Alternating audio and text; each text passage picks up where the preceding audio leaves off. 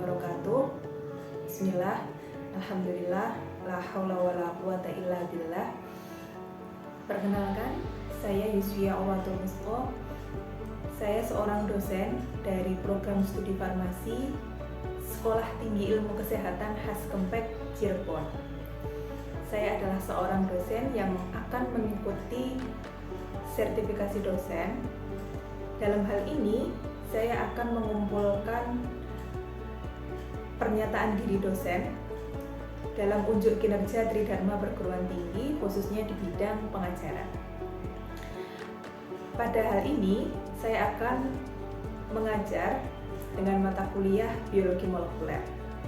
Untuk deskripsi mata kuliahnya, untuk delivery atau strategi penyampaian materinya, nanti disampaikan melalui kuliah tatap muka dan daring, gitu ya, jadi blended learning, menggunakan metode ceramah interaktif, penayangan video molekuler, dan presentasi visual gambar struktur DNA yang dilakukan oleh mahasiswa, dan proses-proses ekspresi genetiknya.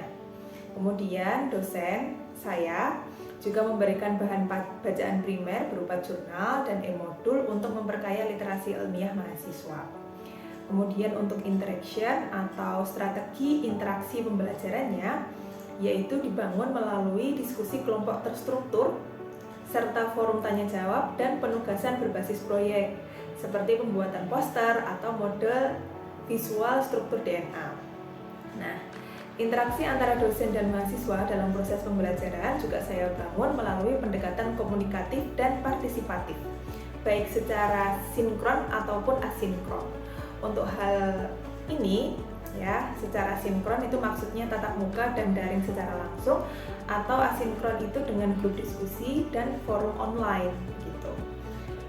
Kemudian selama perkuliahan saya mendorong mahasiswa untuk selalu aktif bertanya, aktif berdiskusi, dan menyampaikan pendapat terhadap materi yang dibahas. Saya juga memberikan umpan balik langsung atau feedback terhadap hasil tugasnya, serta mahasiswa melakukan presentasi, dalam hal ini presentasi posternya, kemudian pertanyaan yang diajukan mahasiswa sehingga terjalin komunikasi yang mendukung proses berpikir kritisnya mahasiswa gitu. Kemudian untuk asesmen atau strategi penilaian pembelajarannya itu dilakukan melalui kombinasi evaluasi kognitif dan sikapnya, meliputi kehadiran 15%, tugas mandiri 10%, kemudian tugas kelompok yang ada diskusi interaktifnya 20%, kemudian ujian tengah semester 25%, dan UAS-nya 30%. Kemudian untuk capaian pembelajaran mata kuliah, untuk yang pertama, mahasiswa mampu menunjukkan dan menjelaskan struktur DNA dengan menampilkan gambar struktur DNA secara tepat. Kemudian yang kedua, mahasiswa akan mampu menentukan dan mempertunjukkan proses ekspresi genetik yang menekankan pada sintesis asam amino. Kemudian yang ketiga, menunjukkan sikap bertanggung jawab atas pekerjaan di bidang farmasi. Kemudian materi pembelajaran dari mata kuliah biologi molekuler itu adalah menyajikan pembahasan mengenai fungsi dan organisasi zat hidup atau organisme ditinjau dari struktur dan regulasi molekuler, unsur atau komponen penyusunnya. Termasuk di dalamnya adalah membahas mengenai replikasi DNA, proses ekspresi genetik yaitu transkripsi dan translasi, serta metode amplifikasi DNA yaitu polymerase chain reaction atau PCR. Bismillahirrahmanirrahim. Assalamualaikum warahmatullahi wabarakatuh. Waalaikumsalam warahmatullahi wabarakatuh. Oke, selamat malam teman-teman. Gimana kabarnya hari ini? Sehat semuanya? Sehat. Udah pada mandi belum? Oke. Jadi untuk hari ini kita akan melaksanakan perkuliahan mata kuliah biologi molekuler tentang ekspresi care, ya, khususnya di bagian transkripsi, gitu ya teman-teman. Nah, sebentar. Nah, untuk capaian CPMK di sini capaian mata kuliahnya itu mahasiswa akan mampu menentukan dan mempertunjukkan proses ekspresi genetik yang menekankan pada sistem sintesis asam amino. Untuk kemampuan yang diharapkan nanti, mahasiswa mampu menjelaskan cakupan proses ekspresi genetik, proses tahapan transkripsi, dan menyebutkan protein atau enzim yang berperan dalam proses transkripsi, kemudian menjelaskan tempat terjadinya proses transkripsi, dan membuat mind mapping tentang proses transkripsi. Nah, sebelum memulai perkuliahan, apakah kalian masih ingat DNA itu merupakan singkatan dari apa, teman-teman? Deoksiribonukleik asid. Iya, betul. Kemudian masih ingat nggak DNA itu terdapat pada organel apa aja?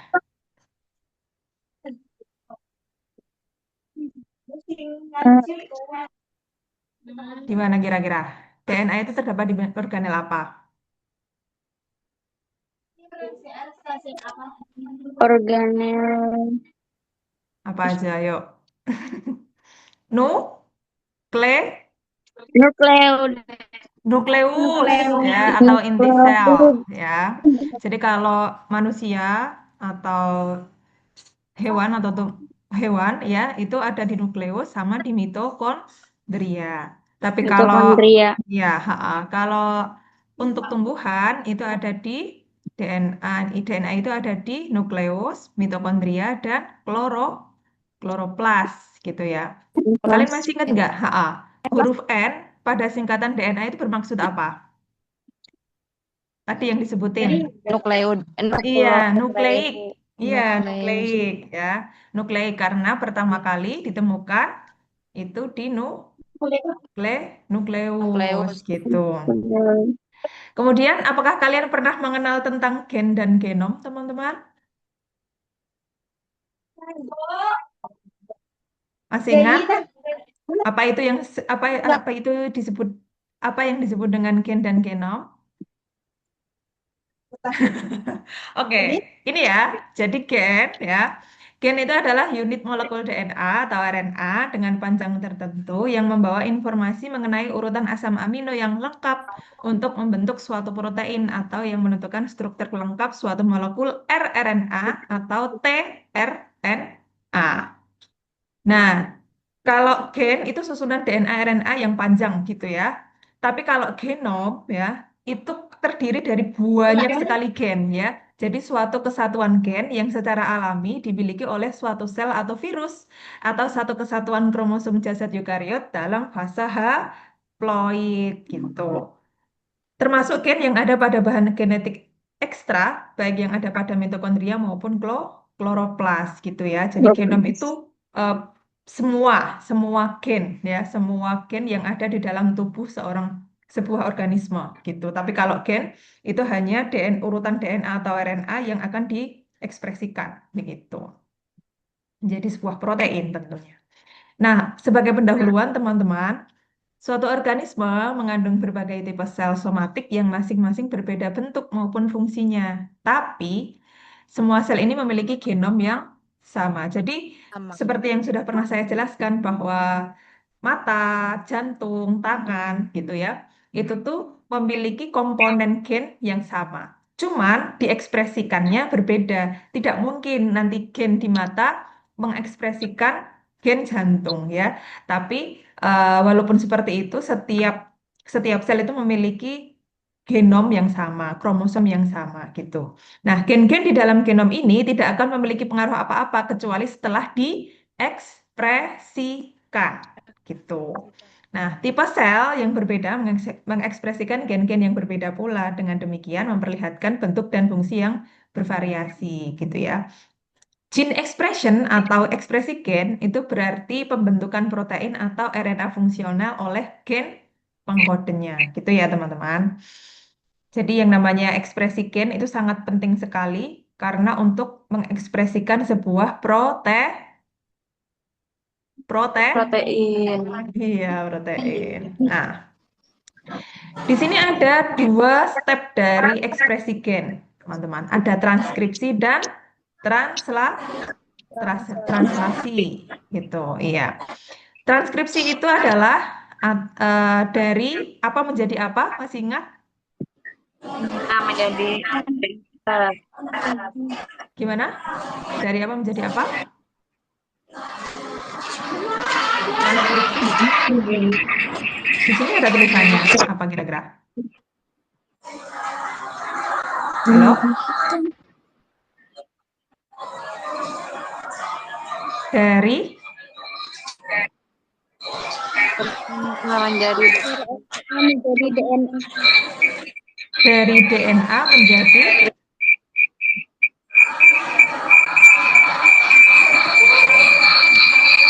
dari DNA menjadi apa teman-teman? M, R, N, RNA. mRNA. Iya, gitu ya. Dari DNA menjadi mRNA.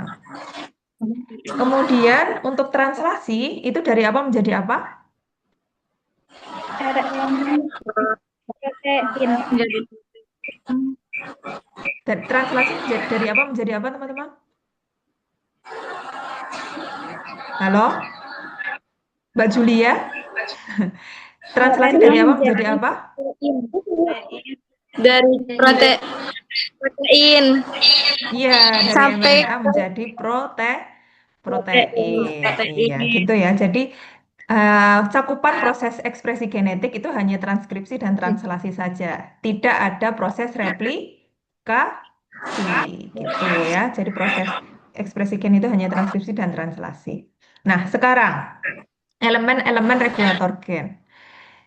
Pengatur transkripsi dimediasi oleh interaksi antara faktor-faktor transkripsi dan DNA binding site-nya. Nah, proses regulator gen atau proses transkripsi itu ada 3 macam elemen. Yang pertama adalah promoter, yang kedua adalah enhancer, dan yang ketiga adalah silencer. Gitu ya. Ya, ada 3 ya, promoter, enhancer, dan silencer. Nah, masing-masingnya untuk promoter ya, promoter itu adalah suatu sekuen DNA tempat di mana proses transkripsi dimulai ya. Jadi apa namanya? Nah, ini. Jadi ini adalah promoter itu adalah sekuen DNA tempat di mana terjadinya proses transkripsi dimulai. Di sini ya. Jadi proses promoter itu di sini. Nah, DNA yang akan ditranskripsikan itu ada di sebelah sebelah sini ya. Sebelahnya promoter persis gitu. Kemudian ada yang kedua adalah enhancer atau pemicu proses transkripsi. Ya. Jadi di awal sekali sebelum promoter itu adalah terdapat sebuah enhancer. Kemudian selanjutnya, iya. Kemudian selanjutnya ada silencer ya, teman-teman. Itu adalah penonaktif transkripsi. Jadi transkripsi itu akan selesai jika sudah ada silencer gitu ya. Jadi, gitu. Jadi awalnya enhancer, kemudian promoter, kemudian yang terakhir adalah silencer. Tuh. Kemudian selanjutnya transkripsi itu kan tadi kan saya bilang transkripsi itu adalah membuat mRNA ya. mRNA itu M-nya itu adalah messenger ya teman-teman. Nah perlu diketahui kalau DNA itu kan ada ada A, T, G dan C. Tapi kalau mRNA ya teman-teman, kalau mRNA, kalau RNA itu tidak ada apa namanya timin, jadinya diganti sama urasil gitu ya. Jadi nanti urasilnya itu yang berpasangan dengan adenin gitu. Adenin ya. Ya. Nah, tahapan-tahapan proses transkripsi diawali dengan proses inisiasi. Yang pertama itu inisiasi. Itu ya. Jadi inisiasi itu adalah terjadinya ikatan antara enzim RNA polimerase pada situs inisiasi. Kemudian menjadi penanda inisiasi dimulainya transkripsi disebut dengan tadi ya promoter. Kemudian transkripsi itu DNA-nya kan yang awalnya double helix begini menjadi ada yang daerah yang membuka seperti ini. Gitu ya. Dibuka ke sana, yang satu ke sana gitu. Nah, terus inilah yang terjadi mRNA. Setelah proses inisiasi, ada proses elongasi atau pemanjangan, gitu ya. Yang namanya elongasi, ya, itu dibantu sama yang namanya RNA polimerase. Iya. Kemudian yang mana RNA polimerase ini adalah fungsinya untuk menambahkan nukleotida untuk memperpanjang rantai mRNA yang komplement dengan strand DNA. DNA. Iya, gitu. Nah, sintesis ini hanya berlangsung dalam untai tunggal ya teman-teman. Yang namanya RNA itu hanya satu untai, tapi kalau DNA itu ada 2 untai, gitu. Nah, untuk apa namanya, yang namanya transkripsi menghasilkan mRNA itu tidak ada fragmen-fragmen, jadi tidak ada fragmen Okazaki. Jadi dia menghasilkannya ya sejulur begini teman-teman, dari arah 5 ke 3, dari arah 5 ke 3, gitu. Nah, untuk proses terminasi itu yang terakhir, proses terminasi itu adalah proses yang terakhir dari proses transkripsi, yang mana dia itu diawali dengan terlepasnya tadi RNA polimerase, ya. RNA polimerase yang tadi ini ya, RNA polimerase adalah yang menambahkan nukleotida. Tapi kalau proses terminasi itu RNA polimerasenya udah terlepas begitu. Nah, hal ini terjadi ketika RNA polimerase mencapai urutan basa tertentu yang disebut dengan terminator gitu. Nah, ketika proses terminasi itu sudah selesai ya teman-teman, itu nanti dilanjutkan proses pematangan RNA agar siap untuk dilakukan proses selanjutnya, yaitu apa? Translasi. Translasi, iya gitu ya. Nah, ini adalah proses pematangan mRNA. Kan tadi kan yang namanya transkripsi itu dari DNA, ya, dari DNA yang double helix ini ya, menjadi satu untai yang namanya mRNA. DNA ditranskripsikan dari arah 5 ke 3. Nah, proses pematangannya ya kan, proses pematangan mRNA ya, biar siap untuk dilakukan proses translasi itu remove 3N. Jadi menghapus akhir ketiga ini teman-teman, yang warna hitam ini dihapus gitu ya istilahnya. Jadi urutan nukleotida yang terakhir-terakhir ini dihapus begitu. Kemudian setelah menghapus akhir-akhir di 3 ini, kemudian ditambahkan poliatel atau poliadenilasi. Jadi ada tambahan adenin yang banyak banget sekitar 100 sampai 250 basa ya. Jadi gitu. Jadi setelah dihapus terus ditambah adenin di sini. Nah, kemudian teman-teman, yang namanya DNA kan ada ekson, intron, intron begitu. Nah, yang bagian intronnya di sini yang warna merah muda ya, itu di splicing atau dipotong ya. Yang dijadikan proses translasi hanyalah ekson saja gitu. Inilah pematangan proses dari mRNA. Nah, ini adalah videonya ya teman-teman. Bentar.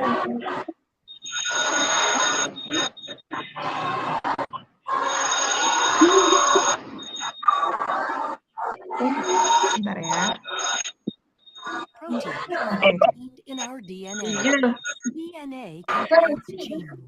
Nah, ini adalah gennya. Ini gen ya yang akan ditranskripsikan. Ya, tadi ya awalnya promoter, kemudian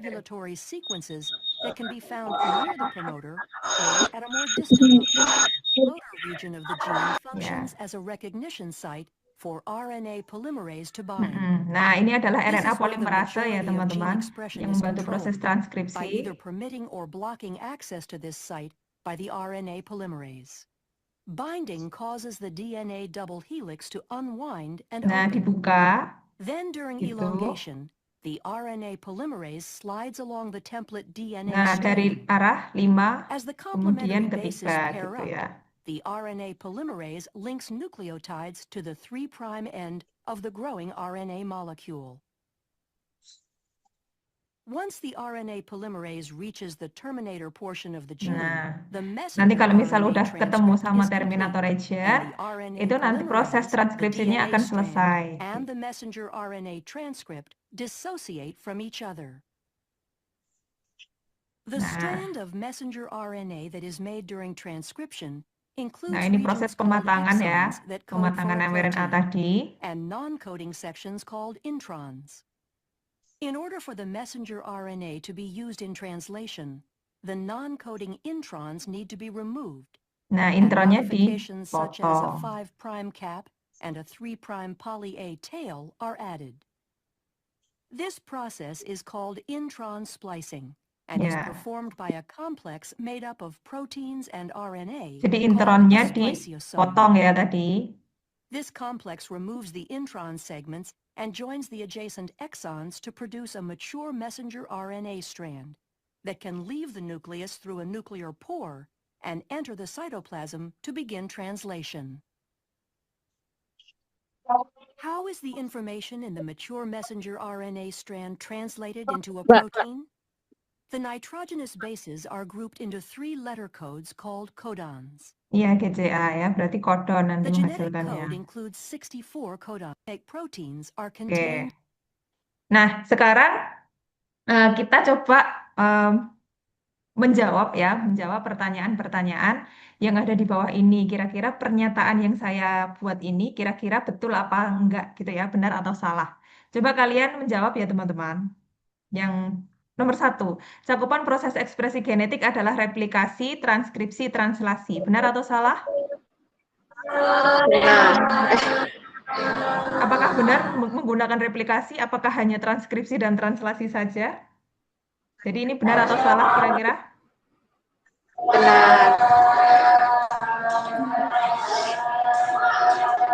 Benar atau salah nomor 1 teman-teman? Ayo. Benar. Salah ya teman-teman, salah. Salah. Jadi kalau ekspresi genetik itu nggak pakai replikasi, hanya proses transkripsi dan translasi. Ya. Nomor 2, coba. Pada eukariot, proses transkripsi terjadi pada nukleus, betul atau salah? Benar. Benar ya. Kemudian yang ketiga, transkripsi merupakan proses penghasilan rantai polipeptida dari urutan mRNA. Salah atau benar? Nah, Salah ya. Transkripsi itu dari apa menjadi apa? Dari DNA menjadi mRNA. Nah, kalau nomor 4 ini, translasi merupakan proses penghasilan rantai polipeptida dari urutan mRNA. Betul apa salah? betul. Iya, benar ya. Nomor 5. Ya, nomor 5. 3 macam elemen regulator gen adalah promoter, enhancer, dan silencer. Betul tadi? Atau salah? Betul atau salah? Betul atau salah, teman-teman? Salah. Benar ya. Benar ya. Nomor 6 sekarang. Urasil pada RNA adalah berpasangan dengan guanin dari DNA. Benar. Salah. Dengan apa coba? Dengan apa yang benar? Adenosin. Adenin ya. Gitu. Jadi Berarti- itu nanti berpasangan dengan adenin gitu. Kemudian nomor 7. Penonaktif transkripsi adalah silencer. Benar atau salah? Benar. Ya, benar ya. Nomor 8 ya. Pada saat proses transkripsi apakah terbentuk fragmen-fragmen Okazaki? Ya. Salah. Fragmen Okazaki hanya di proses replikasi. Ya. Nomor 9, proses transkripsi hanya terjadi dari arah 5 ke 3. Tadi benar atau salah? Benar. Iya, benar. Ya, nomor 10. Penambahan basa nukleotida pada saat proses elongasi dilakukan oleh enzim RNA polimerase. Benar atau salah? Iya, benar ya. Oke. Dari sini teman-teman, apakah dari teman-teman semua ada pertanyaan mengenai proses transkripsi? dari ekspresi genetik, atau mau diskusi juga boleh, silahkan. Bu, izin bertanya, Bu. Iya, silahkan Mas Ariel. Kalau dari RNA ke tRNA itu disebutnya apa, Bu? Dari apa? Dari mRNA ke tRNA. Dari mRNA ke tRNA. Oh, gini Mas Ariel, ya. Jadi tRNA itu adalah T-nya itu adalah transfer ya, transfer RNA. Yang mana tRNA itu fungsinya membawa asam amino. Jadi yang namanya mRNA itu tidak jadi yang namanya mRNA itu tidak menghasilkan tRNA. Itu adalah tidak menghasilkan tRNA, tapi dia memiliki fungsi yang sama-sama untuk proses ekspresi genetik. Kalau mRNA, messenger, itu membawa pesan dari nukleus ke ribosom. Tapi kalau tRNA nanti membantu proses saat translasi. Iya, gitu Mas Ariel kira-kira. Ya, Baik, Bu. ya. Ada lagi pertanyaan?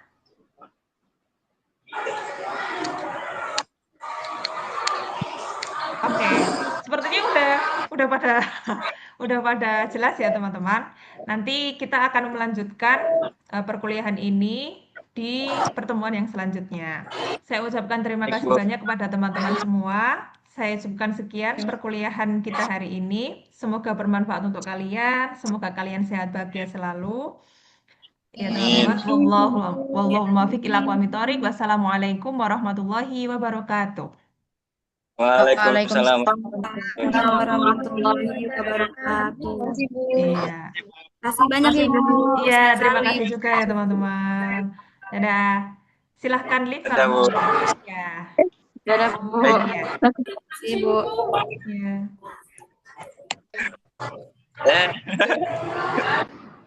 Mari, mari. Good night Ibu. Iya. Silahkan.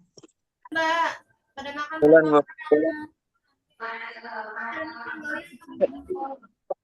Ikan.